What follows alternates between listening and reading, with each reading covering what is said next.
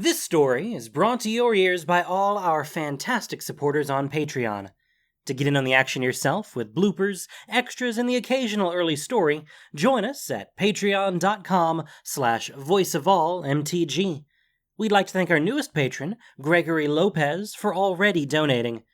For more stories or just a chat, visit voiceofallmtg.com. And now, Voice of All presents The Rise of Kozilek, Episode 1 of The Oath of the Gatewatch. The merfolk planeswalker Kiora has gone to great lengths to defend her world against the Eldrazi. She stole the divine weapon of a god on the plane of Theros and brought it back to Zendikar. She remembered the old stories of the merfolk gods, and how the trickster god Kosi, a garbled memory of the reality-bending Eldrazi titan Kozilek, made a fool out of Ula, the sea god, who was really the titan Ulamog. With Ulamog rampaging across Zendikar, Kiora was inspired by the old stories of Kosi's tricks to face off against what she thinks of as Ula, god of the sea. The other planeswalkers, who are fighting the Eldrazi, think they are trapping Ulamog, but Kiora has no intention of stopping there. She has her god weapon. She has mighty allies of the deep. Her course now is clear. Her battle with a god is finally at hand. Kiora descended smoothly from the dizzying heights of Seagate, standing at the tip of a massive suckered tentacle, gripping the bident that was going to kill a god. Planeswalkers were supposed to have vision. She wasn't angry, not really. She hadn't gotten this far by relying on others to see things her way, and she wasn't entirely sure why she'd bothered trying to convince them. But the thought of facing Ula was so grand, so intoxicating, and she had a weapon that could do the job. Surely someone would want to share in that triumph. Kiora's gills opened as the giant octopus's tentacle plunged beneath the surface. There, waiting for her in the shallow waters that lapped against Seagate, was her own army, the one the Drywalkers had dismissed. 5 of Kosi's own tricksters and a legion of sea monsters. What's the plan? This was one of the tricksters, in the peculiar language used by merfolk underwater. Shen, his name was. We split up. We don't have as much time as we thought. Something wrong? Another of the tricksters, Yesha. Not at all.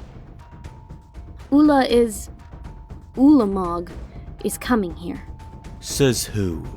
Tricksters were notoriously skeptical, keenly aware of how easy it is to make a claim, and how difficult to prove one false. A ruin diver named Jorian. I've heard of her. She's trustworthy. A careful choice of words. Jory might be reliable, but she was no devotee of Kosi. It gets better. You remember those other worlds I told you about, the ones I can travel to? The tricksters murmured affirmatives. She wasn't sure how much of it they believed, but it was plain enough that the bident came from nowhere on Zendikar. Well, according to the scholars in the tower, we may not even need to kill Ulamog. If we hurt him enough, he might leave Zendikar behind and trouble some other world. The tricksters didn't rejoice. She hadn't expected them to, though probably not for the same reasons as the soft-hearted elf up in the tower. If he can leave, he can return. If he leaves, I can follow. So what's the plan? Shen was the least patient of the 5, the most likely to question her. A truly devoted worshipper of Kosi.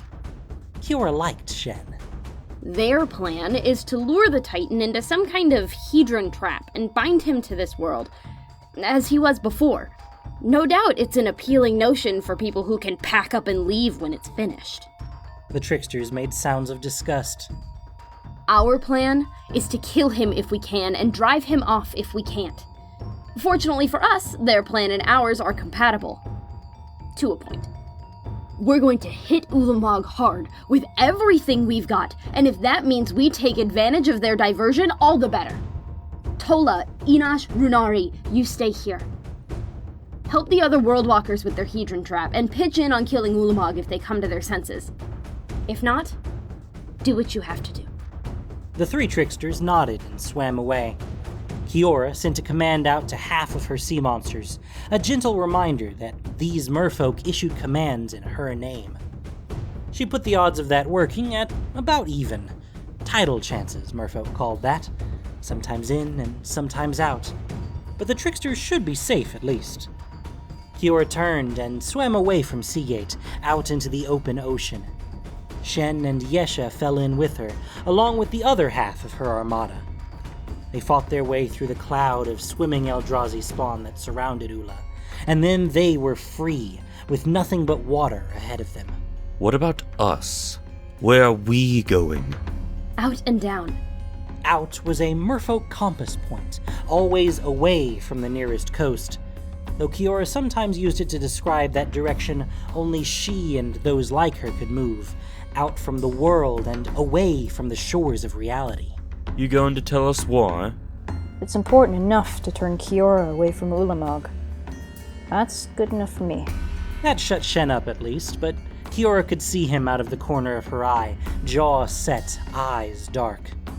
The tricksters didn't follow Kiora because she was a planeswalker, or even because she was powerful. They followed her because they wanted to be a part of the story she was telling. A story about stealing a weapon from one god and using it to fell another. They swam through that sullen silence for a long time, past the continental shelf and out over open waters. Behind and beneath them were Kiora's sea monsters, restlessly snapping at one another as they swam. They were bored, ready for action. Kiora didn't blame them. This is far enough. Kiora and the trio came to a stop. Shen and Yesha waited. For thousands of years, we and our ancestors unknowingly worshipped the Eldrazi Titans. I'm sure there are some who still do. Shen grumbled at that. Many merfolk assumed that if any of their people still held the Eldrazi in reverence, the tricksters must surely be among them, when in fact nothing could be further from the truth. We who have kept the faith of Kosi know that there's nothing special about gods. There's no such thing as divinity, there's only power. And anything with enough power, especially something ancient, can lay claim to the mantle of godhood. I stole this weapon from a being who called herself a god, and it is a weapon worthy of one. But let's remember that the Eldrazi aren't the only things our people have worshipped as divine. She looked down into the abyss that stretched out beneath them. Shen's eyes grew wide. After all, what else do you call a being who may have been alive to see the Eldrazi imprisoned to begin with? What else do you call the one whose every move commands the tides themselves? Now Yesha understood too. Kiora saw it in her eyes. Kiora held the Bident out in front of her and channeled every bit of power she had in her. The Bident began to glow, blue then white, until the glare of the thing was blinding. Kiora spread out through the currents, the tendrils of her awareness reaching out like squirming tentacles. She lost herself, a speck floating in a vast and hungry sea, and Zendikar's oceans opened themselves to her. Nearby, close to the speck, much too close, was Ula, a great, dark blot spreading an ink stain of dead, senseless corruption. She reached farther then, across the sea. The shapes of the continents revealed themselves in negative space, the ridges and valleys of the sea floor reaching up between them. Somewhere out there, swimming across the wide, dark sea, were her sister and a few dozen other merfolk, but Kiora couldn't pick them out from the whales and the krill and the flotsam. Past them then, or past where she hoped they were by now, to the far-off shores of Marasa. There, she found him coiled tightly in the depths, dormant, slumbering. Kiora had never dared to call upon him, had not been sure, if she was being honest, whether she even could. But she was not calling him now. Not really. Or at least not alone. The Bident was calling. he would answer. In the distant darkness, an eye opened. Kiora came back to herself, opened her eyes. She had no idea how long it had been, but she felt the way she would after hours of swimming. The Biden's glow faded, but didn't fully dissipate, pulsing gently in a slow, steady rhythm. What is this? Why call to him if Ulamog is so close? What could this power do us if it's an ocean away? None at all. That's why I didn't call him. The water grew very cold and very still. I summoned him. What makes you think you can even... Then he was there with them, a vast and churning darkness that blotted out what little sun filtered down to them. Lorthos! She summoned, and he came! Kiora would have laughed if it had been a little less terrifying. The great bulk moved, rotated, a whole landscape of barnacles and scars and heaving, rubbery flesh flashing by beside them. It was dizzying, like flying. At length, an enormous beak rolled into view, a maw that could swallow a whale without chewing. Wait! Kiora held out the Bident once more. She channeled the thought through the Bident, but it wasn't a command, not like when she demanded that her lesser sea beasts obey her. It was a plea. There are interlopers in your sea, Great One. Will you fight them with me? The beak opened and closed and opened again, but the great octopus did not swallow her whole. I am not weak. I summoned you here. I bear a weapon that can hurt them. Together, you and I can teach these creatures a lesson in humility. These were constructs of civilization. Weapon and lesson and humility. But surely something within Lorthos knew that he was power. And power must defend itself. The beak closed, and the vast intricacy of Lorthos's enormous body flew past them once more. At last, his eye rolled into view, shining blue, the eye and the Bident pulsing together in time. How small 3 little merfolk must seem to him. Insignificant motes, dancing in darkness, daring to speak his name. Then he turned and sank beneath them, exposing the top of his mantle. Suction drew Kiora and her tricksters in, and they swam with it. Her lesser sea creatures backed away to the edges of her awareness, trying to stay out of grasp of those enormous tentacles. Grab hold of something. This isn't going to be gentle. Shen and Yesha found resting places among the ridges of Lorthos' skin. Scars deep enough to hide in, barnacles bigger than the biggest clams she'd ever seen. The scale of him was almost incomprehensible. And Ula is bigger still. Kiora took her place at the top of Lorthos' mantle, her Bident still pulsing in rhythm with his eye. Shen took a place near her, no doubt ready to take up the Bident should she fall. She caught his eye and winked. Not yet. Then Lorthos rose, and Kiora rose with him. She didn't need to tell him where to go. He knew, could sense the intrusion of the Eldrazi Titan in his seas. He couldn't know of other worlds, likely had no idea what the Eldrazi were.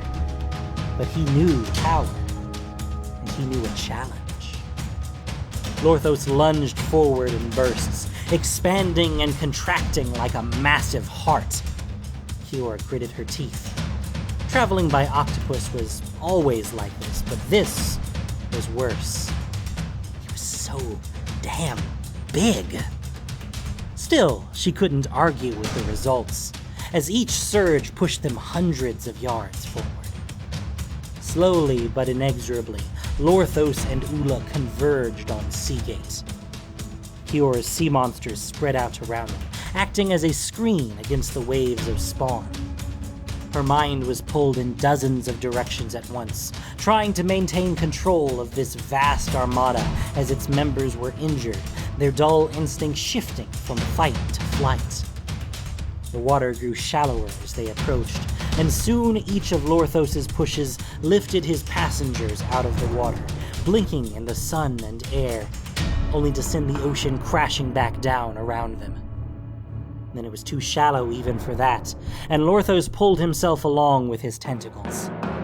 His mantle broke the surface and stayed there, raising great waves in the little harbor and giving Kiora her first clear view of the enemy. The other planeswalker's plan was working.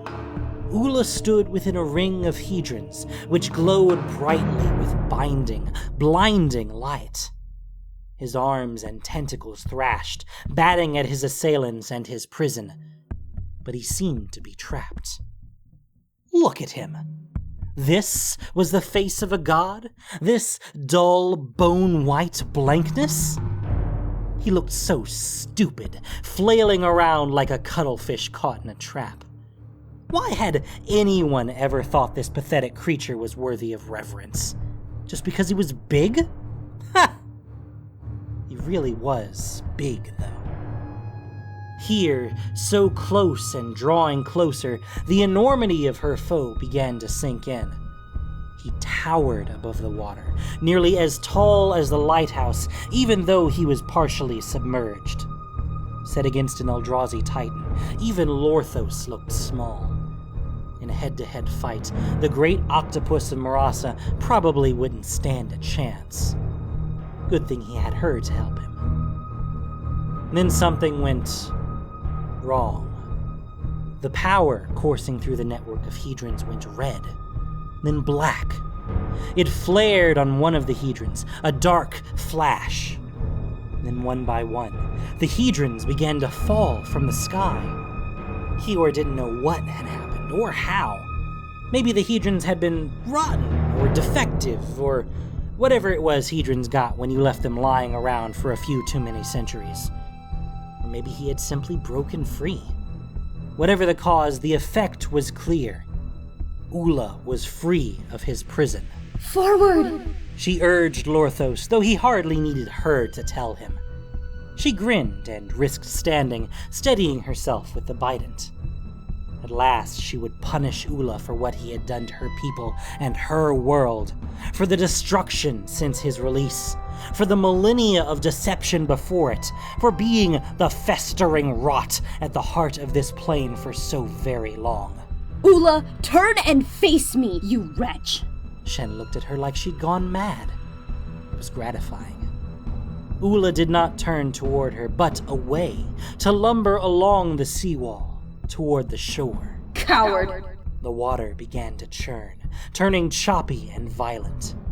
At first, she thought it might be her own fury, channeled unconsciously through the bident, but no, this was something else. Something else was happening, and she didn't know what it was, and then she saw it. Oh, gods and monsters! The alien shape that rose above the landscape was horribly familiar. A crown of jet-black blades rested upon the nothing that ought to be the thing's head. Impossibly flat, impossibly black, like holes in space. A mantle of shining carapace spread out beneath them. His enormous hands reached out, grasping nothing, 2 swords of obsidian reaching back from his forearms. Kosi. With one lurch, he was in the water, sending a wave surging across the bay. Another, and he stood before Seagate. He raised one enormous arm and swung, and the gleaming white stone of the seawall seemed to stretch beneath it, to melt, to flow out and around in spiraling squares the color of oil on water. Kiora watched helplessly as the Halimar Sea, its water level held high above the ocean by Seagate itself, began to pour through the gap, cascading around Kosi's arm in impossible geometries. The 2 titans moved toward one another, and for a mad moment, Kiora thought they might battle for the privilege of devouring Zendikar. They brushed past each other, slow and smooth as icebergs. A moment passed. Kosi turned toward her. The world seemed to bend around him, as though he were its center. Those perfect black shards above his head seemed to draw in light itself. She couldn't understand the shape of them, or whether they were even solid. Where they overlapped, they seemed to merge together. They weren't objects or even shapes. They were holes in space. And they captivated her. Who had taught her that gods could be defied? Whose example had led her on this collision course with a god, with two? Kosi's stories had shown her that Ula could be tricked, beaten, brought low. But there was one thing she'd forgotten in her rush to confront Ula. One thing that every Kosi story had in common. Kosi always won. Not the mortals who followed his example. Not the dolphins who chattered his praises. Kosi always won. Kiora had tricked Thassa, had thought to humble Ula, but Kosi had tricked her. A movement out of the corner of her eye brought her back to her senses. Shen stood next to her, expression slack, eyes black. Around his head floated a crown of obsidian shards like Kosi's. He lunged for her. Kiora stumbled backward across Lorthos' craggy skin. Shen kept coming, reaching for her, mindless, lost. The bident lodged against one of the great octopus's scars. She was stuck. She only had a moment to decide. The bident was a god's weapon, yes. It had vast power, some of which no doubt she had yet to even glimpse. But it was, in the end, a weapon, and could serve as any other weapon would. She raised the bident, and its twin points buried themselves in Shen's chest. Shen's eyes cleared, and the shards above his head vanished. He looked at her, hands clutching numbly at the bident. He tried to say something, or ask something, but all that came out was a kind of low, whistling moan. Blood seeped out around the points of the bident. She kicked him away. The bident slipped out of him easily, bright red blood splashing against Lorthos' skin. Shen fell away from her, slid, tumbled into the water, and was gone. Kosi towered over her now, his writhing tendrils and Lorthos' tentacles entangling furiously. Kiora pumped power into the blood-stained bident, bolstering Lorthos for the fight, but the octopus was hopelessly outmatched. Kosi's arms rotated impossibly, bent strangely at the hideous double elbow.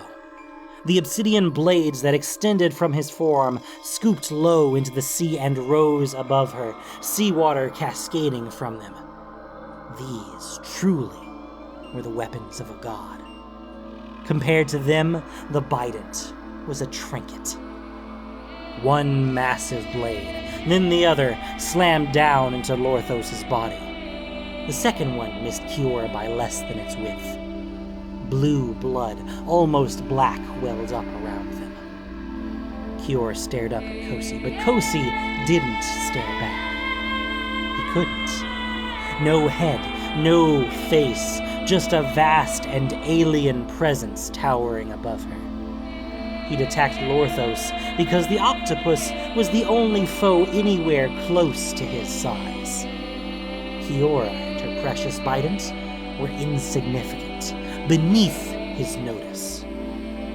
She understood finally where she had gone wrong. Kosi hadn't tricked her. Kosi had no understanding of the little story she'd been telling, the one that cast the tricksters as loyal dolphins and the other planeswalkers as fools, and herself, laughably, as Kosi. Thassa had hated her. Kosi couldn't even see her. With a wet and horrible sound, Kosi pulled his arms apart. Lorthos' body shuddered and split, fountains of dark blue blood splattering into the water. The bident's light went out.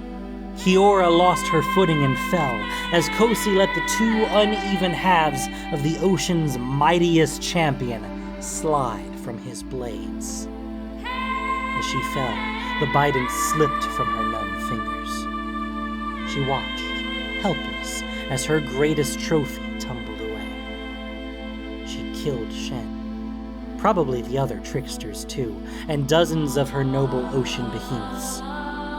Lorthos, bringer of the tides, perhaps the oldest and greatest creature of Zendikar's seas. She killed all of them. They'd believed in her, believed in her little toy, believed in her stories. And they died for it. At least her sister had left her, thank the gods. Or thank whomever. Kosi blotted out the sun. No, not Kosi. Kozilek, massive and impossible, a twisted mockery of the idea of gods. She hit the water, and blackness claimed her.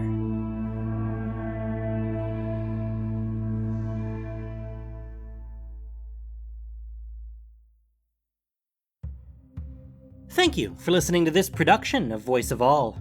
As listener-supported entertainment, we rely on you not just for the voices of the characters, but also to keep us going and growing. If you enjoyed what you heard, please support us by rating and reviewing us on iTunes, or following us on SoundCloud and Google Play, or just plain sharing with your friends. You can also support us financially on Patreon for exclusive perks. The Rise of Kozilek was written by Kelly Diggs. The podcast was produced and edited by Gendo Okeshi, with sound editing by Grace Noir.